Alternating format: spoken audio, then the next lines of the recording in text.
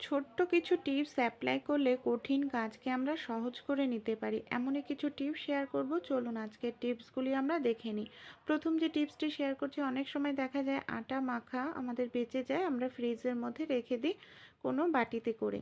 কিন্তু বাটিতে রাখলে 2-3 দিন রাখলে হাওয়া বাতাস ঢুকে দেখা যায় আটার ওপরটা শক্ত হয়ে যায়, সেই আটা দিয়ে রুটি করলে আর রুটি ভালো হয় না। তো এইভাবে না রেখে আমাদের বাড়িতে যে তেলের এই ধরনের প্যাকেট থাকে বা মোটা কোনো এই ধরনের প্যাকেট নেবেন। এই প্যাকেটটাকে আমি তেলের প্যাকেট ব্যবহার করছি, কেটে নিচ্ছি। এর মধ্যে প্রচুর তেলও থাকে আর খুব নরমও হয় এই ধরনের প্যাকেটগুলো। এর মধ্যে আটাটাকে ভরে রাখলে আপনারা 7 দিন রেখে দিলেও দেখবেন আটার কালার চেঞ্জ হবে না। এমনকি যখন প্রয়োজন তখন রুটি বের করে আপনারা মানে আটাটা বের করে রুটি করতে পারবেন। ওপরটা শক্ত হবে না, রুটি করলেও রুটিগুলো কিন্তু খুব ভালো হবে। অনেক সময় দেখা যায় আমাদের বাড়িতে শাড়ি ভাঁজ করতে অনেকটা সময় লাগে।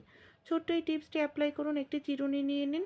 চিরুনির সাহায্যে কি করতে হবে, শাড়ির একদিক এইভাবে ধরে নিতে হবে, তারপর চিরুনির মধ্যে খুব ভালোভাবে শাড়িটাকে পেঁচাতে হবে। দাঁড়িয়ে এই কাজটি করবেন, তাহলে নিচের অংশটাও খুব সুন্দরভাবে এইভাবে ভাঁজ হয়ে যাবে। পুরোটা শাড়ি আমি এইভাবে পেঁচিয়ে নিলাম। এই দেখুন কত সুন্দরভাবে ওপর থেকে নিচ পর্যন্ত। এবার কি করব, অর্ধেক করে ভাঁজ করে নিচ্ছি। কত সহজেই আমাদের শাড়িটা ভাঁজ হয়ে গেল। এইভাবে ভাঁজ করলে শাড়ির পাড় কখনোই খুলে যায় না, বের হয়ে আসে না। এই ধরনের যে আমাদের শাড়ি জামা কাপড়গুলো থাকে, জরির কাজ করা থাকে, ভেলভেট থাকে, এমনকি নানা রকম পাথর বসানো থাকে, দাগ টাগ লেগে যায়, আমরা কি করি, ব্রাশ দিয়ে ডলে ডলে পরিষ্কার করি। এতে কিন্তু আমাদের জামা কাপড় শাড়ি নষ্ট হয়ে যায়, কাজগুলোও নষ্ট হয়ে যায়। তাই যদি পরিষ্কার করতেই হয় আপনারা এইভাবে একটি মোজার মধ্যে ব্রাশটাকে ঢুকিয়ে পরিষ্কার করবেন। ব্রাশের যে ধারভাব সেটা ডাইরেক্ট জামা কাপড়ের মধ্যে লাগবে না। এতে জামা কাপড়গুলো ভালো থাকবে, দাগও উঠে যাবে। আমাদের বাড়িতে যে এই ধরনের টেবিলগুলো থাকে, মানে খাবার টেবিল, পড়ার টেবিল, অনেক সময় এর যে পায়া থাকে না, পায়াতে এক ধরনের রাবার থাকে, দেখা যায় রাবারটা নষ্ট হয়ে যায় কিছুদিন ব্যবহার করলে। সমস্যা কি হয়, এই ধরনের যে টেবিলগুলো আমরা টানাটানি করলে ভীষণ বাজে একটি আওয়াজ হয়, আর মেঝেতেও না দাগ হয়ে যায়। তাই এই সমস্যাটা আপনারা খুব সহজেই দূর করতে পারেন। আমাদের বাড়িতে অনেক এই ধরনের ছোট কৌটো থাকে, ঢাকনা, এখানে আমি বৌলিনের ঢাকনা ব্যবহার করেছি। 4টে পায়া, 4টে পায়াতেই কী করব, এই ঢাকনাগুলোকে লাগিয়ে দেব। এতে কি হবে, নড়াচড়া করালেও বাজে আওয়াজ হবে না, এমনকি মেঝেতেও আমাদের কোনো রকম দাগ হবে না। দেখুন কত সুন্দরভাবে সেট হয়ে গেছে। ভালো লাগলে আইডিয়াটি ট্রাই করে দেখতে পারেন। যে আমরা হ্যান্ড ওয়াশ ব্যবহার করি, অনেক সময় বাড়িতে ছোট বাচ্চা থাকলে কি করে, বারবার হ্যান্ড ওয়াশ বের করে হাত ধোয়, হাতও তাদের রুক্ষ শুষ্ক হয়ে যায়, আর হ্যান্ড ওয়াশও আমাদের নষ্ট হয়। বাচ্চাদেরকে বকাঝকা করলে অনেক সময় শুনতে চায় না, তখন আপনারা এই টিপসটি ট্রাই করতে পারেন। এই ধরনের জামা কাপড়ের ক্লিপ হ্যান্ড ওয়াশের যে পাইপটা আছে সেই জায়গায় লাগিয়ে দিন। হাজার চাপলেও কিন্তু এখন আর হ্যান্ড ওয়াশটা বের হবে না, বাচ্চাদেরকেও আমাদের বকাঝকা করতে হবে না, হ্যান্ড ওয়াশও আমাদের নষ্ট। পিটি আমরা দেখে নিই। সুজি আমাদের কম বেশি প্রত্যেকের বাড়িতেই থাকে। এখানে নিয়ে নিতে হবে 1 বাটি সুজি, মানে 100 গ্রাম সুজি এখানে ব্যবহার করেছি। মিক্সারে আমি দিয়ে দিলাম। এখানে আমি দিয়ে দিচ্ছি 50 গ্রাম পরিমাণ মতো চিনি, মানে 3 চামচ চিনি নিয়েছি। ভালো করে চিনি আর সুজিটাকে আমরা এইভাবে গুঁড়ো করে নেব। একটি পাত্রের মধ্যে এখানে আমি চিনি আর সুজির গুঁড়োটাকে ঢেলে দিলাম। এখানে আমি দুধ ব্যবহার করছি মিশ্রণটা তৈরি করার জন্য। আপনারা চাইলে এখানে কিন্তু দুধের পরিবর্তে জল দিয়েও করতে পারেন, কিন্তু দুধ দিয়ে করলে খেতে কিন্তু খুব ভালো হয়। দুধ দিয়ে খুব ভালো করে ব্যাটারটিকে এভাবে রেডি করে নিচ্ছি। খুব ঘন ব্যাটার নয়, এখানে সবার প্রথমে পাতলা একটি ব্যাটার তৈরি করে নেব, আর এটাকে 5 মিনিট রেস্টে রেখে দেব। 5 মিনিট রেস্টে রাখলে ব্যাটারটি কিন্তু অনেকটাই ঘন হয়ে যাবে। এবার ব্যাটারটি রেস্টে রাখার পর এখানে আমি নিয়ে নিয়েছি গাজর, অবশ্যই গ্রেট করে নিয়েছি। কড়াইয়ের মধ্যে গাজরটাকে আমি দিয়ে দিলাম। এখানে দিয়ে দিচ্ছি গুড়। খুব ভালো করে নাড়াচাড়া করব, কোনো রকম জল দেব না। গাজর মানে গুড়টা যখন গলে যাবে তখন সেইতে আমাদের গাজরটা সেদ্ধ হয়ে যাবে। গুড় পুরোপুরি গলে গেছে। এবার খুব ভালো করে এটাকে শুকনো করে নিতে হবে। এই দেখুন অনেকটাই শুকনো হয়ে এসছে, আর একটু শুকনো করলেই কিন্তু আমাদের হয়ে যাবে। গাজরের পুরটা এখানে আমার পুরোপুরি রেডি হয়ে গেছে। একটি পাত্রের মধ্যে ঢেলে এটাকে ঠান্ডা করে নেব। ব্যাটারটি দেখুন 5 মিনিট আমি রেস্টে রেখেছিলাম, কতটা ঘন হয়ে গেছে। এর মধ্যে হাফ চামচ পরিমাণ বেকিং সোডা আর হাফ চামচ বেকিং পাউডার সামান্য জল দিয়ে খুব ভালো করে ব্যাটারের সঙ্গে আবারও আমাদের ফেটিয়ে নিতে হবে। এইভাবে খুব সুন্দর করে ফেটিয়ে নিলাম, ব্যাটারটি পুরোপুরি রেডি হয়ে গেছে। সেই সঙ্গে আমাদের যে পুরটা আমি রেখেছিলাম সেই পুরটাও কিন্তু ঠান্ডা হয়ে গেছে। আমাদের বাড়িতে যে এই ধরনের প্যানগুলো থাকে, প্যানের মধ্যে সামান্য সবার প্রথমে আমি তেল ব্রাশ করে নিয়েছি। তারপর 1 চামচ পরিমাণ কত আমি ব্যাটার দিয়ে দিচ্ছি, আর সবগুলোতে এইভাবে ব্যাটার ভরে নেব। যে পুরটা আমি রেডি করে রেখেছি সামান্য পরিমাণ এইভাবে অল্প অল্প করে একটু পুর দিয়ে দিচ্ছি। সবগুলোতে এইভাবে পুর দেওয়ার পর আমি একটু ব্যাটারটাকে ঢেকে দিচ্ছি। আপনারা চাইলে খোলাও রাখতে পারেন কিংবা ঢেকেও দিতে পারেন। দেখুন সবগুলোই এইভাবে আমার রেডি হয়ে গেছে। এবার কি করব, গ্যাসের ওপর এটাকে লো ফ্লেমে 1.5 থেকে 2 মিনিট মতো একটুখানি রেখে দেব। লো ফ্লেমে রেখেছিলাম আমি এখানে 1.5 মিনিট মতো। এই দেখুন কত সুন্দর ফুলে উঠেছে, একেবারে নরম তুলতুলে অসাধারণ একটি পিঠা আমাদের তৈরি হয়ে গেছে। এটা এতটাই খেতে টেস্ট যে মুখে দিলেই মিলিয়ে যাবে।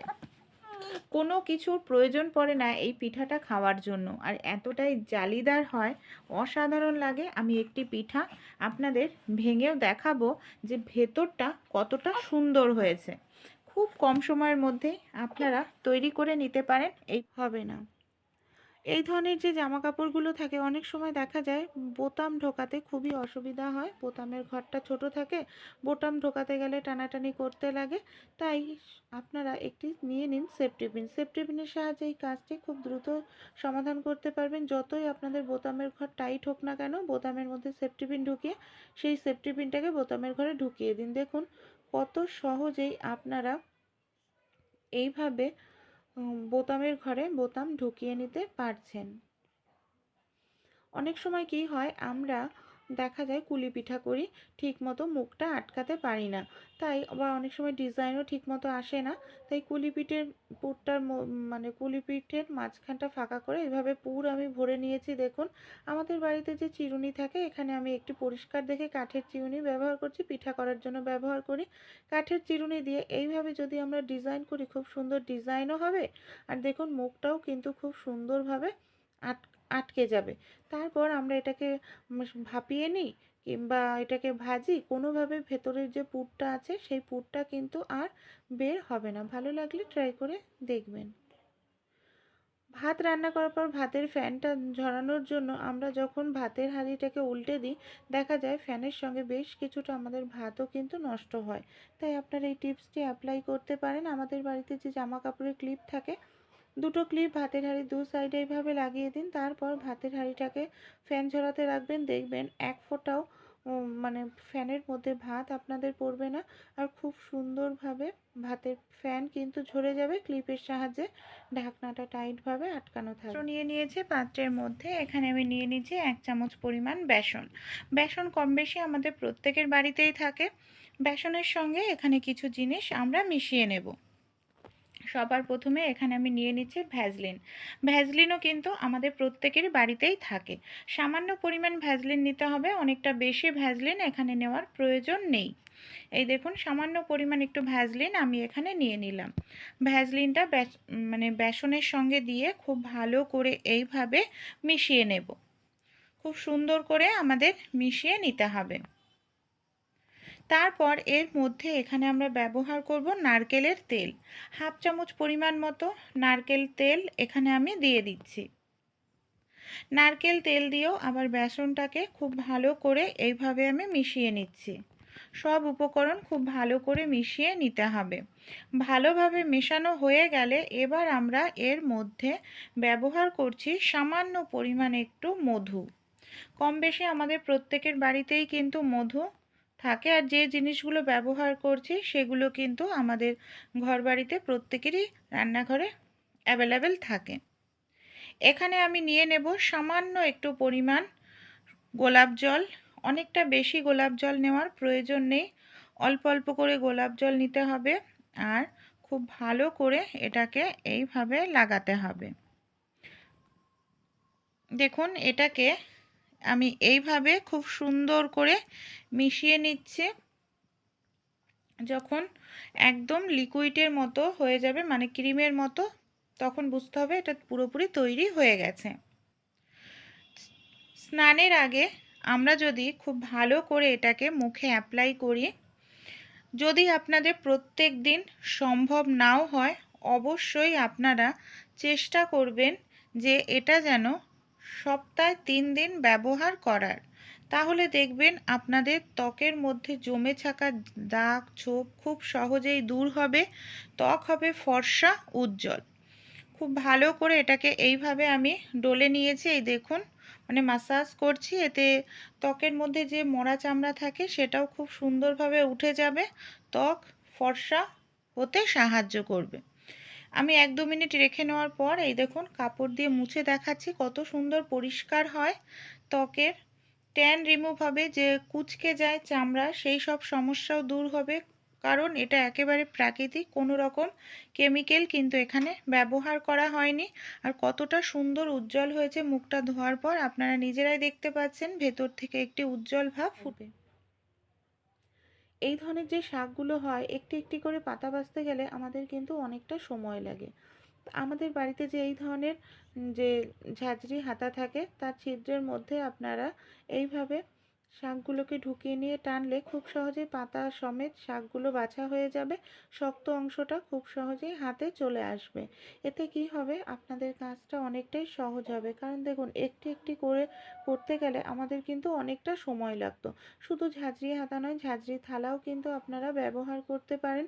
মেথি শাক কিংবা বেতো শাক, এই ধরনের শাকগুলো খুব দ্রুত তাড়াতাড়ি বেছে নেওয়া যায়। ভালো লাগলে আইডিয়াগুলো অবশ্যই আপনারাও কিন্তু ট্রাই করে দেখবেন।